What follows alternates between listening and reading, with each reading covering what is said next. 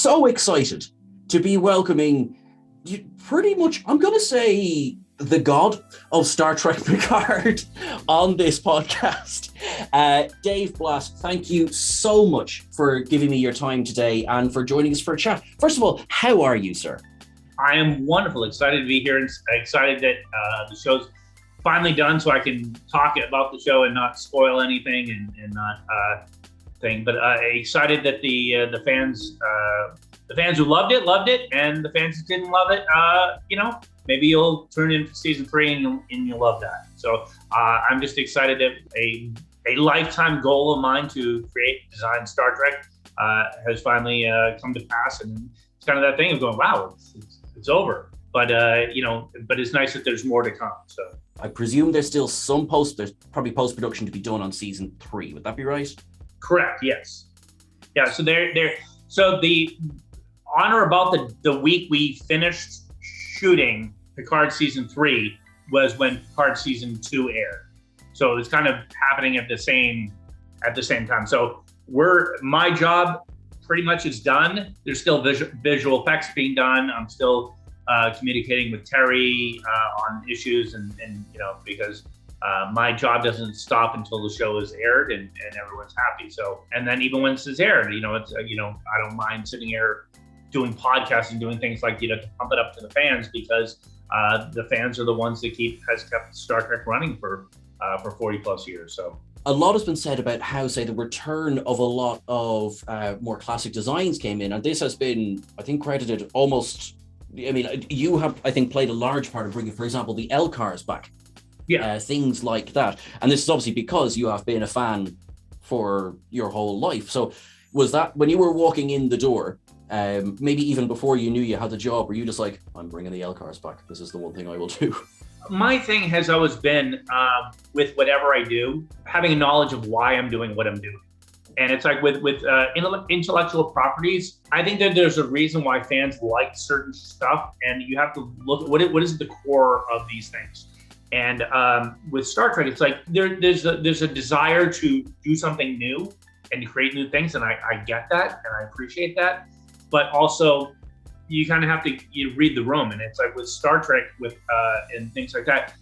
This is Picard. This isn't a brand new ship. This isn't Discovery. This isn't a Chris Pine Star Trek. This is Captain Picard, and Jean-Luc Picard is continuing on in his life.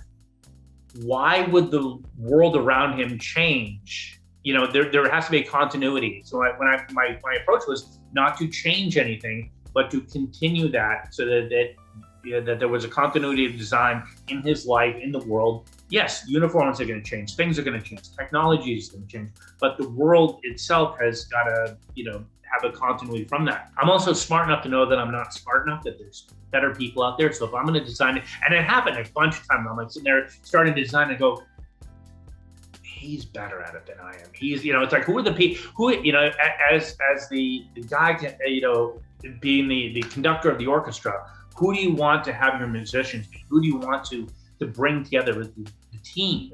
So I'm like, who are the best people to design Star Trek? Like, let's get the band back together again. Unfortunately, in January of 2020, the band was not available. Mike Ikuda was on For All Mankind. Doug Drexler was on Orville. A lot of other designers I wanted were on shows in Canada, and we weren't able to hire people from Canada. So it's that thing of going, oh, damn. Okay, how do I create all this cool stuff by myself when I need all these other people? So then it became the thing of finding different ways and opening different other avenues and things of that nature, and the necessity to find cooler, because we had some really talented concept artists that some didn't really get the Star Trek vernacular. And it's that thing of going, I'm like, damn, who does know that? And I'm like, then I started looking at the other designers, and I'm like, wow, that shit's really cool. That's Star Trek Online. That's Star Trek Online. That's Star Trek Online. Star Trek, and I reach out to Thomas, and I go, hey, Thomas, Dave Blass, doing Picard. You got cool ships. I need cool ships. Let's talk. And then that started that partnership. And then we had Zoom meetings with John Eves and Thomas and Hector Ortiz. And then COVID hit, and then everyone went into this work from home model, and also then shows shut down. So we were deep into the process of pre-production and designing. So I was able to push and I said, guys, you're going to save time, money, and everything if we keep designing while we're shutting down, because everyone's just sitting at home. And at that point, Doug Drexler became available, Mike Okuda became available. So we were able to reach out to them. And if you look at season 1, there are LCARS in there, and I think that the guys at Twisted Media and Andrew Jarvis and all those guys, they did a phenomenal job continuing that on. But if you have a Mike Okuda available, you go to Mike Okuda. Of course. And so he created a great Bible for us on how we were going to do it, the colors, all the details. And Jeffrey Mandel, who had worked with him for years, we brought him on to work as graphics. But then at the end of the pandemic shutdown, Mike went back to For All Mankind. So he was really on with us for a very short amount of time. By the end of season 2, when we finally shot it, we got everything up and running, and here it is. But it wasn't dialed in as well as I would have liked. Luckily, by the time we were done with season 2, Mike had finished For All Mankind, and he had announced his retirement. He's like, I'm retiring. And I'm like, okay, it's kind of like talking to Tom Brady. Are you really done? You get a little bit more and go, just imagine going out with doing Trek. Just do it. It's like your last thing, and he was getting the Lifetime Achievement Award. You're doing your last thing you know about. You're going to end with this group and then and at this point we knew that the whole cast was getting back together. And I'm like, I'm going to get as many people back on the show as possible, and we're all going to go out together. It's one thing. We're going to do one last run on the ship. And we were able to do that. And by then season 3 we had Doug Drexler, Mike Okuda, Jim Martin, and so we really tried to bring in as many people. As I said, we had some Rick Sternbach artwork. We had a couple designs that we'll see in season 3 of things that haven't been seen before. So again, I let people know it's like Alan Kobayashi came out and worked. So people who hadn't been on the show for a while were able to to go out with this and have one last bang. We had all these people together that had really put their heart and soul into Trek for so many years. And to have them be there. So it was just a great thing. So I do not want people to remember the designs of Dave Blass. I want people to look at the show and say, that feels like Star Trek.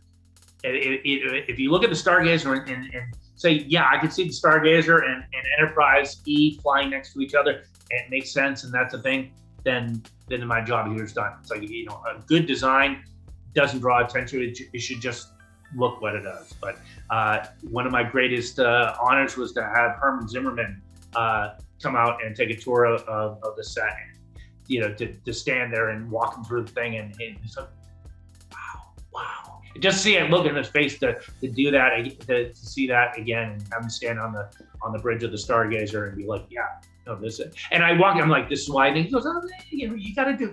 But he liked it, and that's the thing. I think, and Michael Cooper, and the fans gripe about the carpet and this, and I go, I brought together the team of the best designers. It's a pretty damn good ship. And again, if I didn't do that, and we didn't have all these people, and it's like people like, oh, your LCARS are shit. I'm like, if you don't like my LCARS, go talk to Michael Okuda. So I'm not sure if you're familiar with our channel, but one of the things we do each week as we review the videos is we take a section. It's called Cetacean Observations, and we go through the Easter eggs in the episodes. And Dave, some of the episodes nearly broke me, because there was quite a few, like the Stargazer. I think our Easter egg section was longer than our review section. And this is something I asked Doug as well. It was, first of all, how much thought / pre-planning goes into each of the Easter eggs. How much of it was, I think this would be cool, I just want to show this on set. And maybe, I'm not sure if you can answer this next one, is how much of it is setting up things we have yet to see? A lot goes into it, and also, it's one of those things with a lot of it, because we started out, and this has been a thing on, like, I do a lot of intellectual property shows, from The Boys to Preacher and everyone likes that when the Easter eggs when they come out, but a lot of times the producers get very involved in it, and some of the stuff is put in there. But I find that's just like, you layer this stuff in there, and if it doesn't call attention to itself, then it's just there. And I think that with Picard, a lot of the stuff was not necessarily Easter eggs, but more world building, as much as, we've established that Picard keeps these things. He's, you see in his ready room that it's like he takes the tapestry and puts it over his seat. It's like he has the rescue flute. He has all these items. He's got the family album that he has, and he's like, so that's who he is. So if you start from that point, you then extrapolate that past that to going, well, if he had a house, his house would be the same thing and have all these items in there. A lot of that stuff was in the archives. And I was just like, well, I cleared the archives out, because that's weird that he would just put all that stuff in this one room. So we were just going through, but like a lot of stuff, we watched the idea of the family episode in TNG. And we said, okay, how do we tie this house, which is completely not what we see in Picard, because it's more of a Tudor version. It was, the interior is built on stage, the exterior was out in Encino. I'm like, how do we tie these two together? And a lot of that was designed into, when we go back in time, we added more woodwork to the show. So when we see Picard as a child, there's more of that type of Tudor look into it. And then we just took these elements. It's like, okay, what do we see in the family episode? And whatever it is, what are the iconic pieces? And then go get those. It's like there was a plowman sculpture that we featured. That was heavily featured when they were having dinner with Picard's brother and his wife. So we had that resculpted because we couldn't find the exact one. People like, well, just get something close. I'm like, no, if you're gonna do it, you got to do it. Because then people are going to point it out, and then in the pointing out, they're going to point out that it's wrong. So don't do that. So we had that resculpted. A friend of mine, Greg Aronowitz, did that. And then we just went through and kind of said, okay, we'll grab these pieces and go this route. And that was the thing. So when we're populating it, it was just an easy thing to do. It's like put a bunch of the things from his past, but also it's telling the story of who this man is and whatnot. So the much talked about tablet. Thank you for bringing it up. So we wanted to play off his passion for archaeology. There was a lot of stuff. There was archaeology books. There was archaeology tools, and that was designed to be, maybe Cisco. Again, it's the question of what happened to it after Cisco broke it, and it's the idea that it found its way to Picard, and it was never intended to be a thing. It was just that we put a table there. The table needed something cool, and it was that, and it was like a work in progress, as if he's studying the glyphs and everything that was on it. Then I walk out of the room, and they go and shoot that promo where they're like right on it, and I'm like, oh, okay, now that's it. The entire internet was just like, oh my God, is Cisco coming back for season 2? So it became that thing of going, okay, that's not what I would have made a thing of, but again, and if you actually watch the show, so I had no control of the promo piece, but if you actually watch the show, it's barely there. The Sagan-class Stargazer, which, as a fan, it absolutely works. I see it, and it works as part of the fleet, just the same way as, the Ross class, the Luna class, which is beautiful seeing that realized as well. How much, when you were putting together, or when that scene was being put together, were you thinking, let's put a Galaxy class in there, let's put a Miranda class there, let's just get everything? Or was it, no, we want to get new ships that haven't been seen before? Well, it goes back to, when I took over the show and started prep in January of 2020, that was right when Picard was finishing airing. And I remember getting an early cut of the show, and I'm like, okay. And then the show airs, and all the Zheng He fleet shows up, and I was like, huh, that's a thing. And I'm like, and I know why, and I know everything about it, and I thought we could do better. And that was my first thing, is that how do we, knowing what the challenges are, how do I solve it? And then I'm sitting there going, okay, well, I need to do cost-effective ships that are this, and it was just a matter of, from there, then I had already reached out to Star Trek Online, and that kind of was moving forward. And then we put together a package. We worked with the VisFX team saying, how do we port these from a low, and again, the online chips are a lower resolution, different programs, different things. How do we, and does it save us time? Does it save us money? And when we realized it did, it's like, okay, what chips are in the best condition? So I worked with the Thomas and Hector. I said, well, what are your best quality chips? Because they've been at it for a while too. So some of the chips have been in their format and they haven't been updated and they haven't been this. So we kind of went through, and then also we were working with the folks at EagleMoss, the knowledge of going, okay, well, EagleMoss has these 4 nacelle ships. These are existed. What is Discovery done? And I said, okay, well, how do we make all these things work together? What are the pieces on the board and which are the best pieces? So I'm like, okay, Star Trek Online, which are your most popular ships? And okay, and I can draw from that conclusion that there's something about those ships that is worth looking at. Which are those ships? Which are the most popular ones? Which are your highest resolution ships? Which ships will solve the problem? So most popular, highest resolution things. And then we brought those ones together and we said, okay, these are the ships and these are the number ships. I mean, it wasn't like you can have every ship that you ever wanted. It's which ones are going to work, which ones feel like, because they had some really cool ships, but they didn't feel like they were congruent with the Stargazer that we were doing and everything. So they had to feel like they fit with all the ships. They had to work within our group. And then we kind of put all of them up and we said, to our VFX team, how many ships do you get?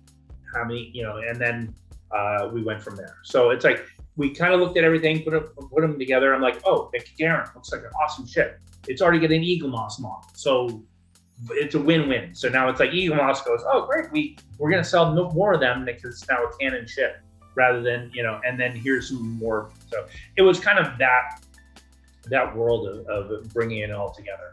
But and then also creating new ships, like we knew we wanted a new Excelsior. We knew, in that world. And, again, how do we, so it wasn't a world where we're going, oh, well, let's throw the Enterprise F in there, or let's, do this. It's like, you have to make the main thing.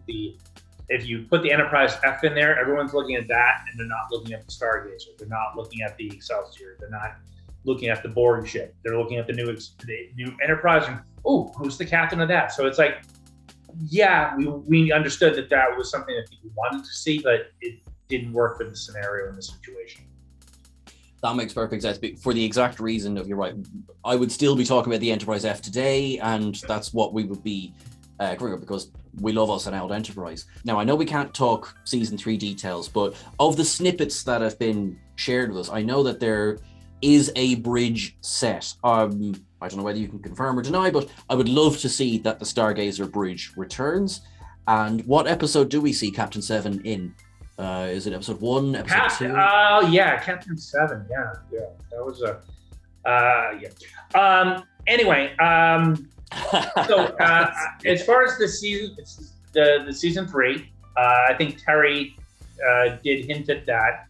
He dropped a clip and he said that that is not the Stargazer. So I am going to preemptively strike this, throw this out there, so that everyone, when they comment it in whatever time, by the time that shows up, they can say, "Oh, okay, yeah." There's this thing. If you're a fan, you know about the Miranda class ships, and yes. You know that they've been used many times yes. in many versions. So you said you got the Reliant and you got the Saratoga. So we all know also that none of the Miranda class bridges look the same. They're always very different. And why is that? Well, because there's this thing established in canon called the bridge module. Because the bridge module can be popped out and you put in based on the mission. And I also know that that's bullshit. Because it's a wonderful explanation for the practical. So it's like, yes, the bridge module is canon. So this one looks different from that one because they replaced the same ship with a different bridge module. Guess what also happens with the bridge module? Sometimes you have the same bridge module. Yes, you do. So, there was a whole episode where Silence has lease, where with the Yamato, they're just walking for bridge module. But yeah, good answer. Yeah, well played. So there was a bridge module, and unlike times when they look different, sometimes they look the same. So that's my story, and I'm sticking to it.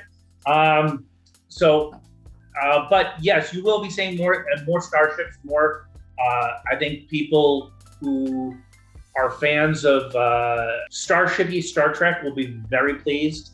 I think as far as season 3 goes, are you going to be getting more Starship porn? Yes, you will get what you deserve.